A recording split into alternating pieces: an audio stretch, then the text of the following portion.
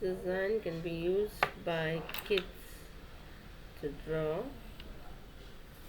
and then paint it and show one with paint where you color in one direction and the painting is done in one direction.